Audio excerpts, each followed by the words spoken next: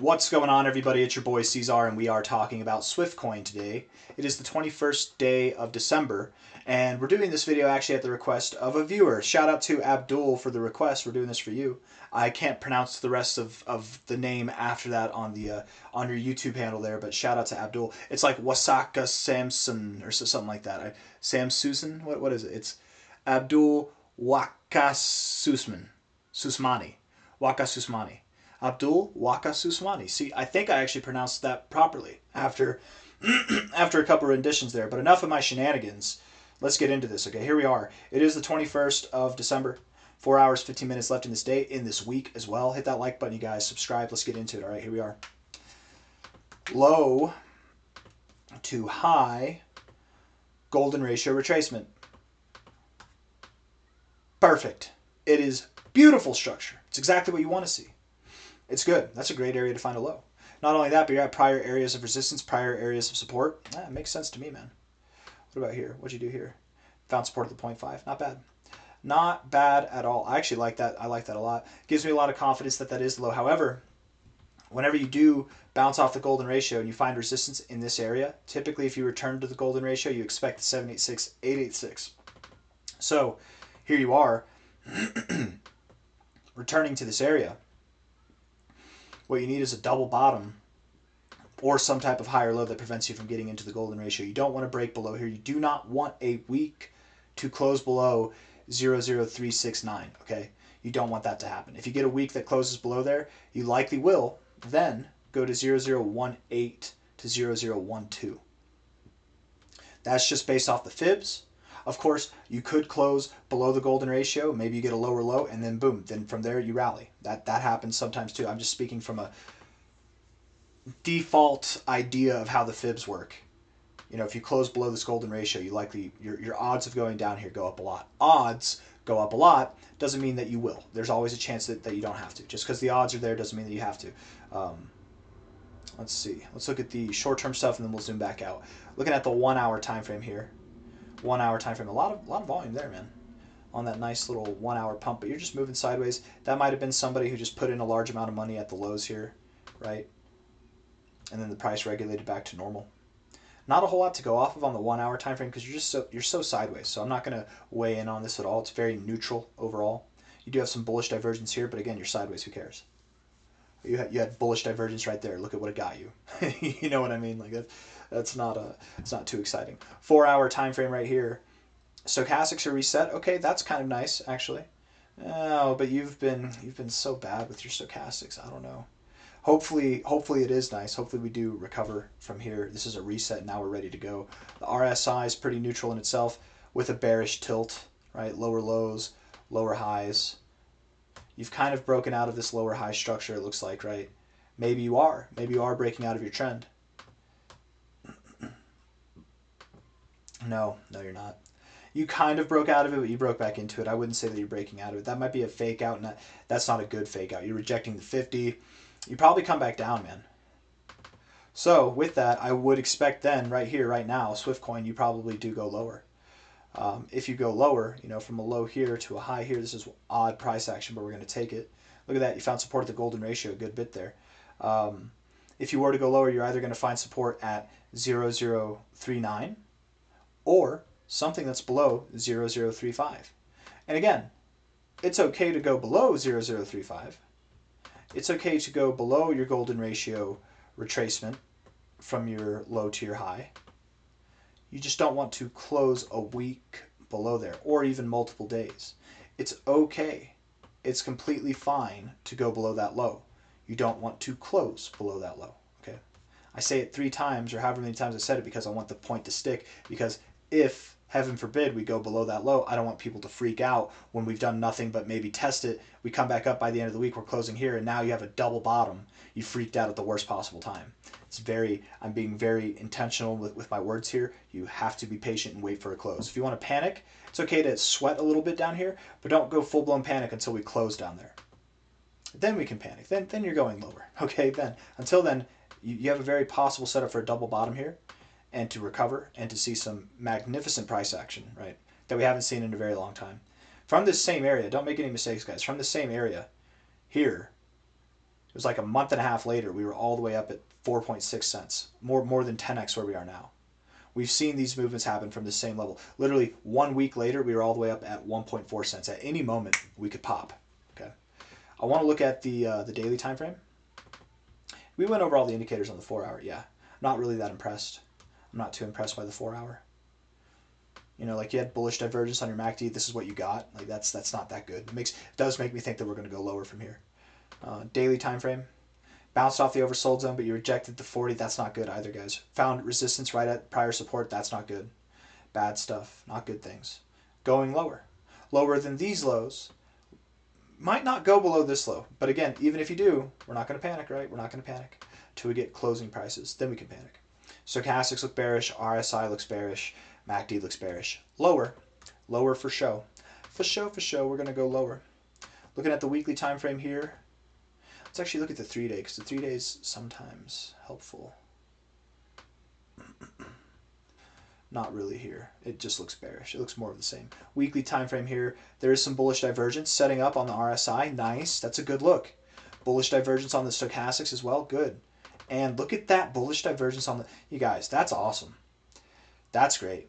That doesn't mean that today or tomorrow or even next week that we have to rally. Maybe.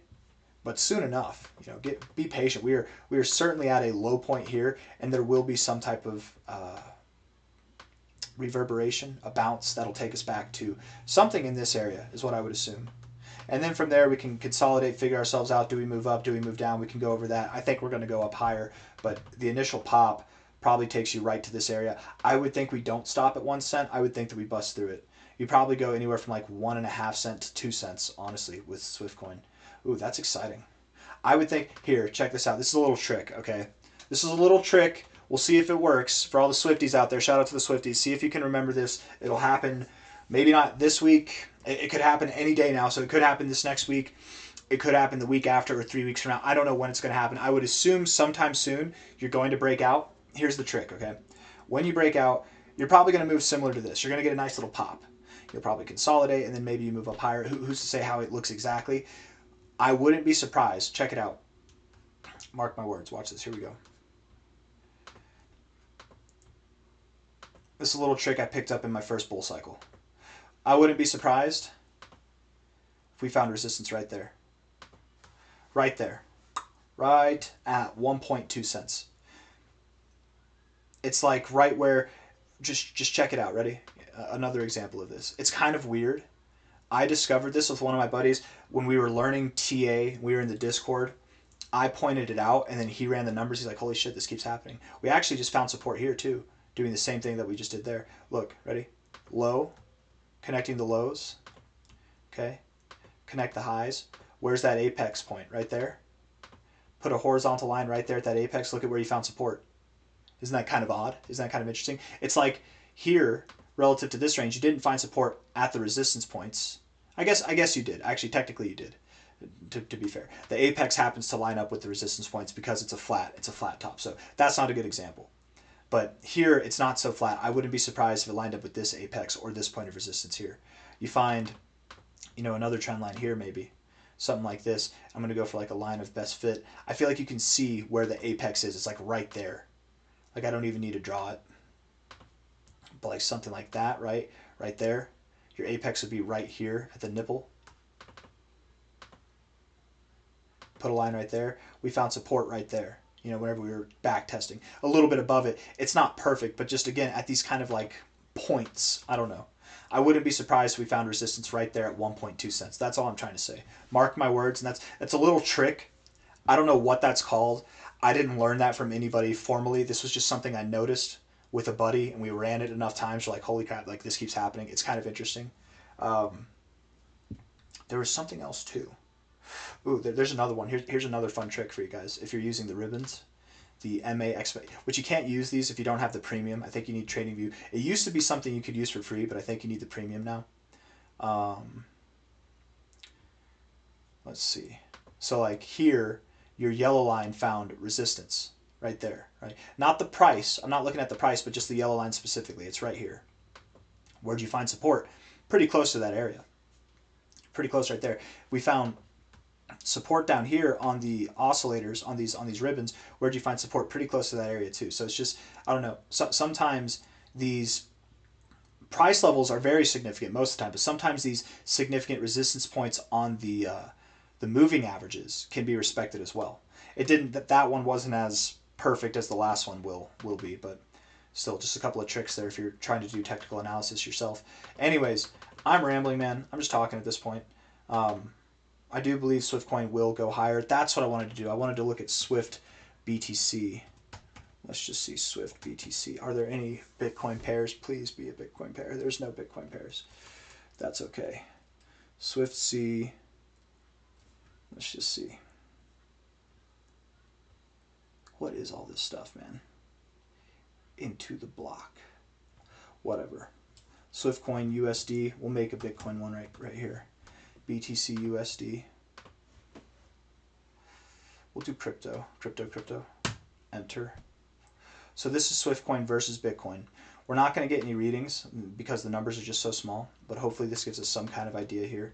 Yeah, look at this, right? Swiftcoin versus Bitcoin throughout its history. Not a financial advisor, not a financial advisor, but where do you think we are? Are we at a point where we're about to break out and go to zero, or do you think that we're at a low, a historic? Oops, I can't draw a straight line to save my life.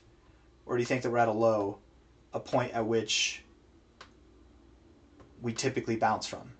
Could we go a little bit lower? Sure, but I think we're at a point where we're going to bounce from. Look at the weekly MACD. You've got bullish divergence versus Bitcoin, very severe bullish divergence. You've even crossed green. This is very, very mature divergence. Bullish divergence on stochastics and the RSI. Swiftcoin versus Bitcoin has more intense bullish divergence. Oh, actually, no, you don't. Ah, darn it. Darn it. You're not, kind of? Okay, yes, you do. Okay, yes, you do. I'm sorry. Pulling you for emotions here, because you have lower lows. That's what makes it bullish divergence, right? This would not be bullish divergence unless you had a lower low. But there is some divergence, and it's intense right now, so that does allow, if you were to go lower, even over the coming days or weeks, you still maintain this divergence. Anyways, I got nothing else for you guys. Swiftcoin versus Bitcoin looks like it's at a very significant macro low, a very opportunistic moment. The last time that we were at this level, if you bought there, you were very happy. If you bought there, you were very happy. If you bought there for a time, you were happy. Here, you were very happy, and here as well. We're here now, or maybe we're just above it. But I have a feeling you won't be upset in the coming weeks or months. January is likely the month where Swiftcoin will rally to this 1.2 cent area. That's my thoughts. So until then, probably consolidate, load up the truck. I got nothing else. Hit the like button, subscribe. Thank you all for being here. I'll see you on the next one. Okay, take care. Bye.